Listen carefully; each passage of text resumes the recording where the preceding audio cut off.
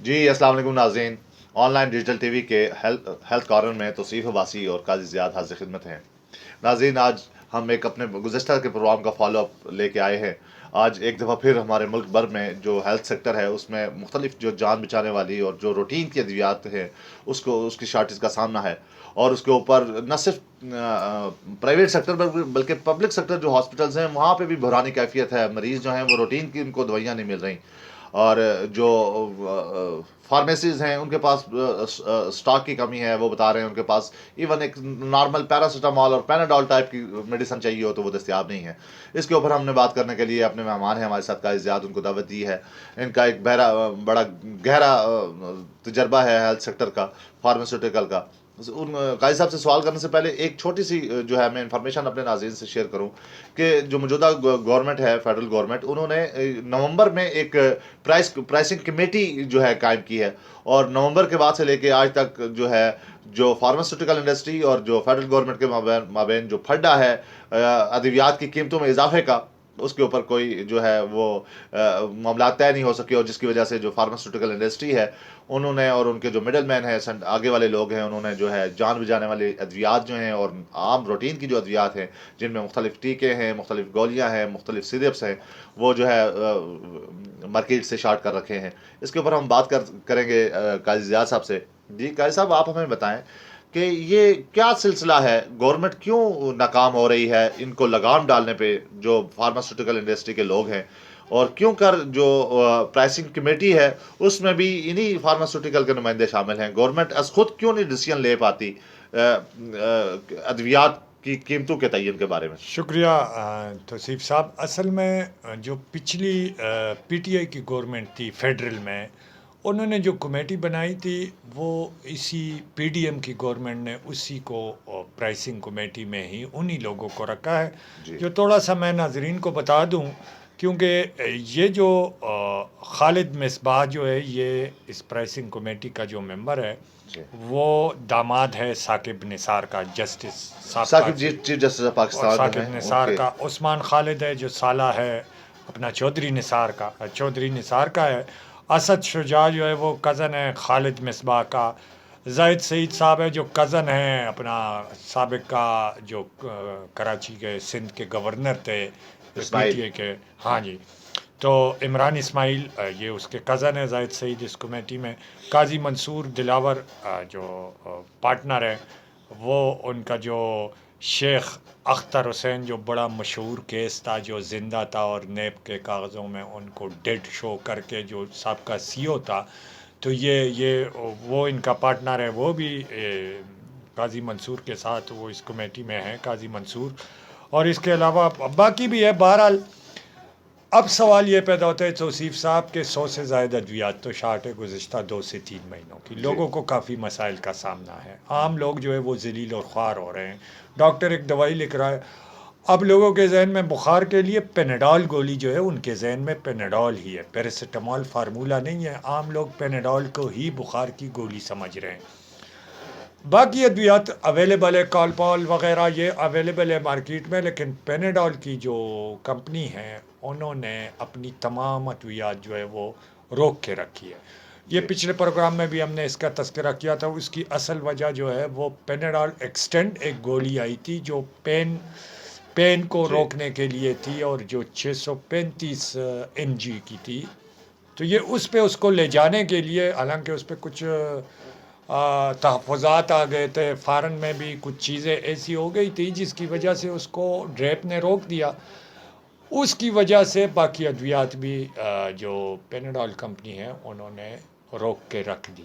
अब ये एक अलग शॉर्टेज आ रहा है। इसके अलावा शुगर की दवाइयाँ, एपिलेप्सी की दवाइयाँ, कुछ अद्वियात दौरान प्रेगनेंसी हामला ख़वातीन की कुछ इंजेक्शन है वो भी मार्केट में शायद है, जो जो ब्लड की कमी को पूरा करता है, जो बच्चे और माँ की जो ब्लड की मैच ना हो रहा हो उसमें वो जानलेवा एक ऐसा इंजेक्शन है, एंटी डी उसका नाम है, वो भी मार्केट में सब इस वक्त अवेलेबल नहीं है। सॉरी।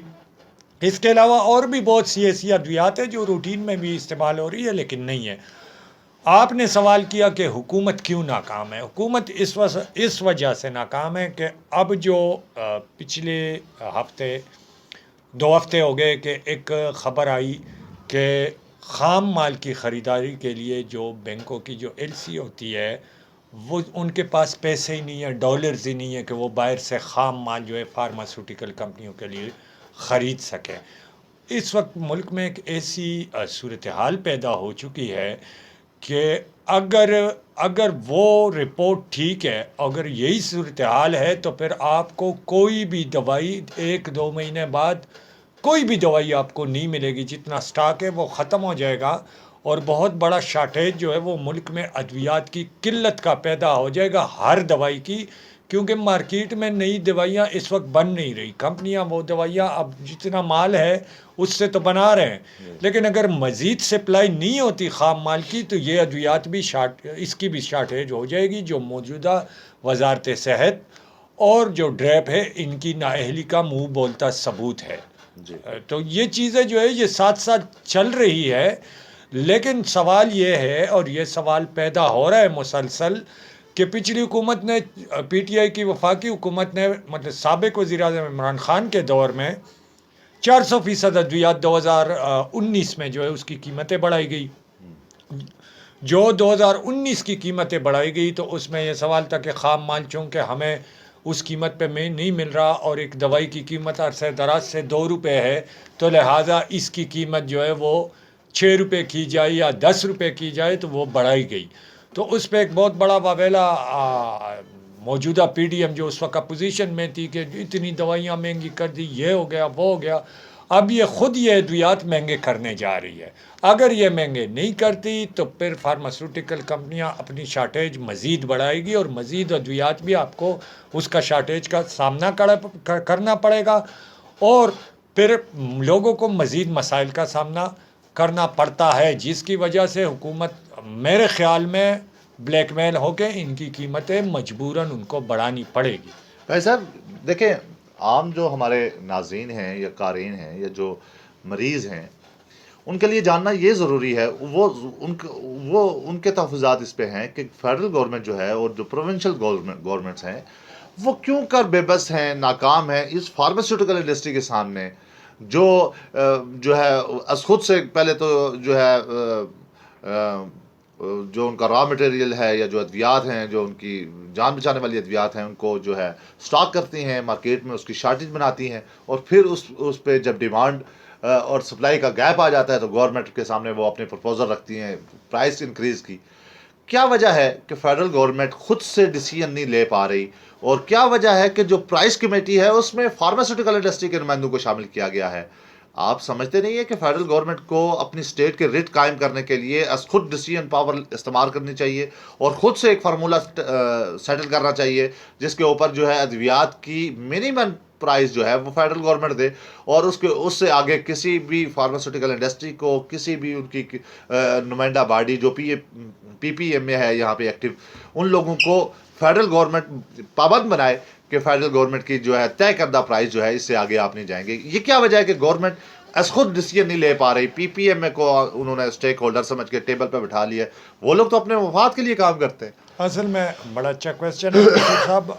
सूबाई हुकूमत का तो खैर इसमें अमन मुदाखलत बहुत कम है। ये ड्रग रेगुलेशन अथार्टी जो है ड्रेप, और जो वजारत कौमी वसेहत है जिसका ड्रेप उसके अंडर है, तो ये उनकी ज़िम्मेदारी बनती है और वो इनकी कीमतों का तयन भी करती है। ड्रेप इनकी कीमतों का तयन करती है। प्राइसिंग कमेटी होनी चाहिए क्योंकि वो स्टेक होल्डर हैं, वो कंपनियों के मालिकान हैं, उनकी मशावरत से ही ये होगा। लेकिन इस हद तक कि आप अद्वियात को इस हद तक कमाई का ज़रिया बनाए कि एक गरीब बंदे का आप ख्याल न रखते, तो ये हुकूमत की ज़िम्मेदारी है, ये कंपनियों की ज़िम्मेदारी नहीं है। ये वफाकी हुकूमत की ज़िम्मेदारी है, ये ड्रेप की ज़िम्मेदारी है कि वो अद्वियात जो जानलेवा है उसकी कम से कम कीमत रखी जाए। बेशक उन कंपनियों पे टैक्स कम किया जाए, उनके ख़ाम माल को फ्री ऑफ टैक्स किया जाए, तो ये कीमतें कम होती जाती रहेगी और आम आवाम को की दस्तरस में होगी और उनके लिए आसानी पैदा होगी। मसलन मैं एक मिसाल दे रहा हूँ, हमारे पड़ोसी मुल्क भारत का, इंडिया का मैं मिसाल दे रहा हूँ कि ओमोप्राज़ोल जो मैदे की दवाई है वो आपके मुल्क में जो मल्टीनेशनल की आ रही है वो इस वक्त 500 रुपये या 550 रुपये की आपको पड़ रही है जी 30 टेबलेट्स। जबकि वही ओमोप्राज़ोल इंडिया जो बना रही है जो इससे बेहतरीन काम करती है वो 10 रुपये में आपको 60 से 70 गोलियां पड़ रही हैं। तो क्या उधर वो खाम माल सस्ता मिल रहा है और पाकिस्तान में वही खाम माल इतना महंगा आ रहा है कि आप ये सारा इसी तरह गोरख धंधा होता है। तो इस पे वफाकी हुकूमत को एक्शन लेना चाहिए। जी नाजरीन, हम कायद साहब से समझ रहे थे कि ये क्या फार्मूला है, किस वजह से गवर्नमेंट जो है लगाम नहीं डाल पा रही, क्या वजह है कि फार्मास्यूटिकल इंडस्ट्री इतनी बेलगाम हो चुकी है कि वो अपने बिजनेस के नफ़े के लिए जान बचाने वाली अद्वियात को शार्ट करती है, मार्केट में उनकी शार्टेज बनाती है और फिर इस शार्टेज को ब्लैकमेल पे ब्लैकमेल करके फेडरल गवर्नमेंट से अपनी मर्जी के मनपसंद नरख मुकर्रर करवाती है। नाज़रीन, हम इस पे मज़ीद बात अगले किसी प्रोग्राम में करेंगे। आज सिर्फ इस छोटी सी डिटेल पे कि हमारे पास जो इस टाइम फार्मास्यूटिकल इंडस्ट्री में मेन स्ट्रीम में जो लोग हैं जो असरअंदाज हो रहे हैं, उनमें दो चार बड़ी इंडस्ट्रीज़ हैं जिनमें फार्मा ब्यूरो है, फेरोसन है, पिफजर है, जिसमें इंडस फार्मा है, जिसमें पीसीडब्ल्यू लाहौर है, जिसमें जो है फार्मा ब्यूरो शर्ली इन्फ्लुएन है, जिसमें शाजूर एसपीएल और जीएसके कंज्यूमर कराची, ये वो बड़ी इंडस्ट्रीज़ हैं जो अपने नफ़े के लिए जो है जिन्होंने आम शहरियों आम जो पाकिस्तानियों की ज़िंदगियों के साथ खेल रहे हैं, ये सिर्फ चंद पैसे एक टैबलेट पे बढ़ाने के लिए मार्केट में अद्वियात को, जान बचाने वाली अद्वियात और ज़रूरी अद्वियात को शार्ट करते हैं और फिर उसके ऊपर गवर्नमेंट को ब्लैकमेल करके कि हमारे पास जो रॉ मटेरियल ख़रीदने के पैसे नहीं हैं, आप हमें टैक्स में रियायत दें, आप हमें कीमतों में इजाफे की इजाज़त दें। इस तरीके से ब्लैकमेल करके ये कीमतों में इजाफा कर रहे हैं। नाज़रीन, हम इस पैगाम के साथ कि ये जो फार्मास्यूटिकल इंडस्ट्री है, अगर इस पे फेडरल गवर्नमेंट को एक इन्वेस्टिगेटिव जो है हमारे इदारे इसके ऊपर काम करें और अगर ये साबित हो जाए कि ये लोग अपने बिजनेस में नफ़े के लिए इंसानी जानों से खेल रहे हैं, तो हम इस प्रोग्राम के तवसत से फेडरल गवर्नमेंट से, हुकूमत से ये मुतालबा करेंगे कि इन तमाम फार्मास्यूटिकल इंडस्ट्रीज़ के लाइसेंस मनसूख किए जाएँ। गवर्नमेंट अस खुद जिम्मेदारी ले। ये जितनी भी फार्मास्यूटिकल इंडस्ट्री है ये किसी काम की नहीं, गवर्नमेंट अस खुद जो है मेडिसन तैयार करे और फिर सब्सिडाइज रेट पे अब अपनी आवाम को, ये स्टेट की जिम्मेदारी है कि तिब और तालीम और सेहत की जिम्मेदारी स्टेट के ज़िम्मे थी, स्टेट उठाए अपने शहरियों की जान बचाने के लिए। अगर वो प्राइवेट कसाईयों के ज़िम्मे छोड़ेगी तो फिर हमारे शहरियों का कोई पुरसान हाल नहीं।